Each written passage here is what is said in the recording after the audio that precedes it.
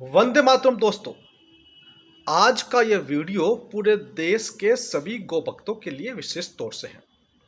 इस वीडियो में हम यह समझने का प्रयास करते हैं कि गौ भक्त किसे वोट दे और क्यों। सबसे पहले बात करते हैं, क्या किसी गौ भक्त को ऐसे किसी पॉलिटिकल पार्टी को वोट देना चाहिए जो बीफ कंपनी से चंदा लेती है। ये देखिए, ये रिपोर्ट है। The electoral bonds data, the two beef export companies donated rupees 5 crore. SBI data source 5 crore. एक रिपोर्ट और मैंने देखी थी, उसमें यह आंकड़ा 7 करोड़ का था। और नाम तो कंपनी का है, बड़ी अजीब सी कंपनी है ये तो, अल्लानासा सन्स और फ्रिगोरिफिको, ये दो कंपनी है। तो ये इन कंपनी ने अलग अलग समय पर 5 करोड़ का चंदा और किसी किसी जगह 7 करोड़ का चंदा लिखा हुआ है। और सबसे बड़ी बात यह है कि इनके ऊपर भी रेड पड़ी, चंदा दिया, काम करो। क्या इस पॉलिटिकल पार्टी को जिसने ये चंदा लिया बीफ कंपनी से, जिसका नाम भारतीय जनता पार्टी है, क्या हमें उससे वोट करना चाहिए? नहीं, बिल्कुल नहीं। तो क्या हमें कांग्रेस पार्टी को वोट करना चाहिए? बिल्कुल नहीं। कांग्रेस पार्टी के समय में भारत बीफ एक्सपोर्ट में दुनिया में नंबर 1 था और आज की तारीख में नंबर 2 है। ये देखिए, नंबर 2। तो India emerges A second largest beef exporter in the world. पूरी दुनिया के अंदर दूसरे नंबर का देश है, पहले नंबर का देश ब्राजील है। और इस प्रकार से वर्तमान सरकार ने, जिसे हम कहते हैं कि भाजपा की सरकार, उसने दुनिया में नंबर 2 पे हिंदुस्तान को लाके खड़ा कर दिया। हमारा जो सिद्धांत है, हमारा जो विचार है, वो है एक तरफ भाई है, एक तरफ कसाई है। जो भी पॉलिटिकल पार्टी बीफ एक्सपोर्ट को सपोर्ट करती है, गौ माता के कत्ल कारखाने को सपोर्ट करती है, और जो पॉलिटिकल पार्टी गौ माता राष्ट्र माता अभियान में साथ नहीं देती है, जो गौ माता को राष्ट्र माता घोषित नहीं करती है, वो सब के सब कसाई पॉलिटिकल पार्टी है।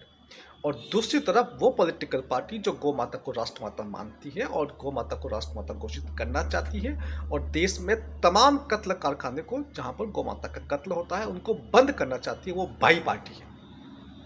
तो वोट हमें देना है भाई पार्टी को, कसाई पार्टी को नहीं। और बीजेपी और कांग्रेस दोनों ही कसाई पार्टी के अंदर आती है। ऐसा विश्व शक्ति पार्टी के राष्ट्रीय अध्यक्ष डॉक्टर तरुण कुमार कोठारी ने ये शपथ पत्र हमको प्रदान किया। पहला राष्ट्रीय दल है, पहला दल है जो पंजीकृत दल है, उसने ये पहला शपथ पत्र हमको दिया है। इसी तरह से जो शपथ पत्र आएंगे उन्हीं को हम लोग अनुशंसित करेंगे कि इन्हीं में से जिनको आपको देना हो दीजिए। क्योंकि अगर बाकी किसी को देंगे तो गौ हत्या का पाप का बागी हमको बनना पड़ेगा। तो ये अभिनंदन है, पहली विश्व शक्ति पार्टी बन गई जिसने ये शपथ पत्र हम लोगों को प्रदान कर दिया। आने वाले क्यों कह रहा हूं? चूंकि जगत गुरु शंकराचार्य स्वामी अविमुक्तेश्वरानंद सरस्वती जी महाराज ने जब ये कहा लोगों से कि जो गौ माता को भारत माता घोषित करना चाहते हैं और देश में पूर्ण रूप से गौ हत्या बंदी करना चाहते हैं, वो उनको एफिडेविट लिख के दे। तो भाजपा और कांग्रेस ने लिख के नहीं दिया, और भी पॉलिटिकल पार्टी है उन लोगों ने लिख के नहीं दिया, परंतु कुछ पॉलिटिकल पार्टी ने लिख के दिया। ये मसला इसके साथ साथ पाप और पुण्य का भी है। यदि आप ऐसी पॉलिटिकल पार्टी को वोट करते हैं जो गौ माता के कत्ल कारखाने को बढ़ावा देती है, वो सब के सब उनका जो वोट है कहीं न कहीं पाप में जाएगा, उनको इसका पाप लगेगा। आज नहीं तो कल जब उनसे इसका पूछताछ होगी तो निश्चित तौर से भगवान उनसे कहेंगे कि आपने पाप कर्म किया। और जो पॉलिटिकल पार्टी गौ माता को राष्ट्र माता बनाना चाहती है और पूरे देश में संपूर्ण गौ हत्या बंदी करना चाहती है, वो है पुण्य वाला काम। तो निश्चित तौर से आप ऐसा काम कीजिए जो कि पुण्य हो। तो अभी इस समय देश में चल रहा है पिंक रिवॉल्यूशन 2। एक तो कांग्रेस ने किया, एक भाजपा ने किया। तो दोनों पार्टी हमारी ओर से कसाई पार्टी है। तो इन दोनों पॉलिटिकल पार्टी को कोई भी गो भक्त वोट नहीं करे। तो किसे वोट करे? विश्व शक्ति पार्टी ने एफिडेविट लिख के दिया है कि जैसे ही वो सत्ता में आएंगे वो गो हत्या बंदी करवाएंगे, पूरे देश में गो हत्या बंदी का कानून लागू करेंगे और साथ में गौ माता को राष्ट्रमाता घोषित करेंगे।